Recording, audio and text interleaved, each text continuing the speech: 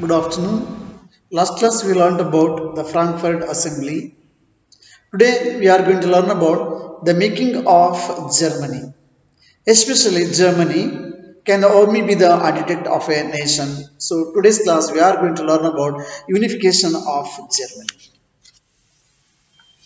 So dear students, after 1848, nationalism in Europe moved away from its association with democracy and revolution. So actually, till 1848, the revolutionaries and revolutionary activities and the concept of nationalism, nation, state. So, in European countries, actually, it was moved away from this concept. So, instead of that, they were dominated by some of the individual powers, especially to achieve political domination. So, the nationalist sentiments were often mobilized by conservatives for promoting state power and achieving political domination over European countries. Over European countries. So, after 1848, so before actually the nationalism, it was associated with the concept of democracy and the revolution. Now, instead of that, the nationalist sentiments were mobilized by the conservatives for promoting state power and as well as achieving political domination in European countries. So, this can be observed in the process by which Germany and Italy came to be unified as a nation states. Of course, Germany it was unified and even the Italy also unified as a nation states. But here the nationalist sentiments were often mobilized by the conservatives only to promote the state power, to make nation states instead of the basic of before what it was associated with the democracy and the revolutions. See, the nationalist feelings were widespread among middle class Germans. That we all of you knows that. The nationalist feelings so were widespread among middle class Germans who in 1848 they were tried to unite the different regions of the German Confederation into a nation state. So government by an elected parliament, they were tried to do something that we learned what happened after formation of the Frankfurt Parliament. So the German nationalists, especially the middle class German, so in 1848, so they were tried to unite the different part of the German regions or the German Confederation into a nation state governed by especially an elected parliament. But this liberal initiative to nation building was repressed by the combined forces of the monarchy that we already studied. So the elected assembly, so it was completely repressed by the monarchs with the help of the army, especially all the aristocrats, all the monarchs. So their combined force completely wipe out the National Assembly of German country. So, the liberal initiative to nation building was when it was repressed by the combined forces of the monarchy and the military and supported by large land. Actually, these monarchs and military were supported by the landowners. Those were called as the Junkers. So the Junkers were landowners of the German states, especially Prussia. So landowners of Prussia. So from then on, Prussia took on the leadership of the movement. When the Prussian landowners they were supported now. So now in the unification of Germany or in the nation state building, so the role of the Prussia it was a vital one because Prussia took on the leadership of the movement for the national unification. So the chief of the Prussia, especially the chief minister Ottoman Bismarck, so he was actually used to called as the architect of the unification of Germany.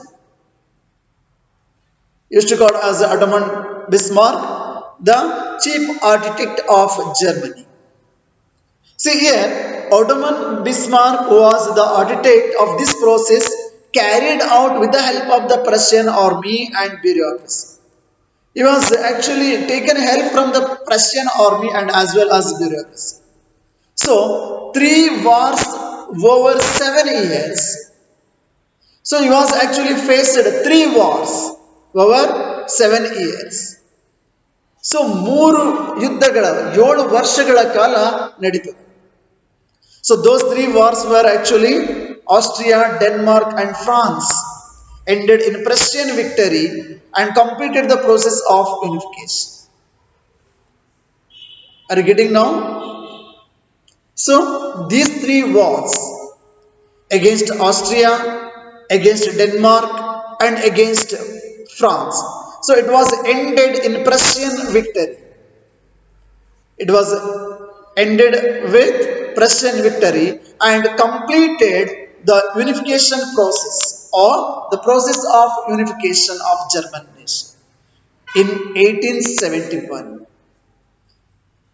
Understood now? So in 1871 January, the Prussian king William I, so he was proclaimed German emperor in Germany. So especially at the Versailles Palace. So after the completion of the process of unification, so in January 1871, the Prussian king William I was proclaimed German emperor, especially which was held in the ceremony at Versailles. Versailles Palace nalli so William I ಅವನನ್ನ so ಜರ್ಮನಿಯ ಚಕ್ರವರ್ತಿ ಅಂತೇಳಿ declare ಮಾಡ್ತಾರೆ. On the bitterly cold morning of 18 January 1871, an assembly comprising the princes of the German states, so especially the representatives, it was actually included the representatives of the army and important Prussian ministers and including the chief minister Ottoman Bismarck. So they were all gathered in the Hall of Mirrors in the Palace of Versailles and they were proclaimed a new German empire called by Kaiser William I of Prussia. So now Kaiser William I, he was proclaimed as the emperor of the new German, which was actually unified Germany. So the nation building process in Germany had demonstrated the dominance of a Prussian state power. So in this process, because the Prussia it was taken the leadership of this movement also, and under the successful leadership of Ottoman Bismarck, so the Germany was fought three wars over 7 years against Austria, Denmark and France, and completely here in this nation building process in Germany had demonstrated the dominance of Prussian state power. So the new state placed a strong emphasis on modernizing especially the currency, banking, legal and judicial systems in Germany.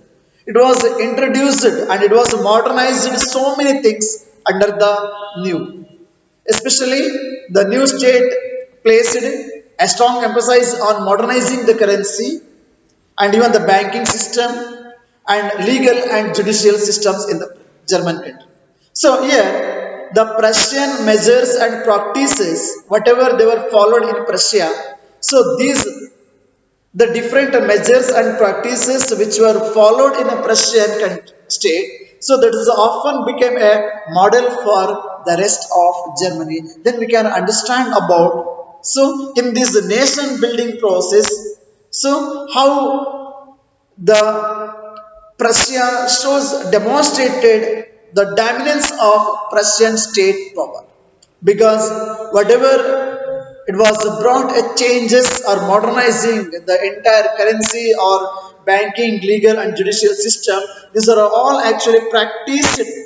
These are all the measures and practices were which were already practiced in a Prussia. So often became a model of the rest of a model for rest of German country. So in this way, under the leadership of Prussia, under the leadership of Chief Minister of Prussia, Ottoman Bismarck, so the German unification, so it was, I mean, the process of unification of Germany, it was completed, and in January 18th, 1871, Kaiser William I, he was proclaimed as the King of New Germany. And the Ottoman Bismarck used to call as the chief architect of German nation.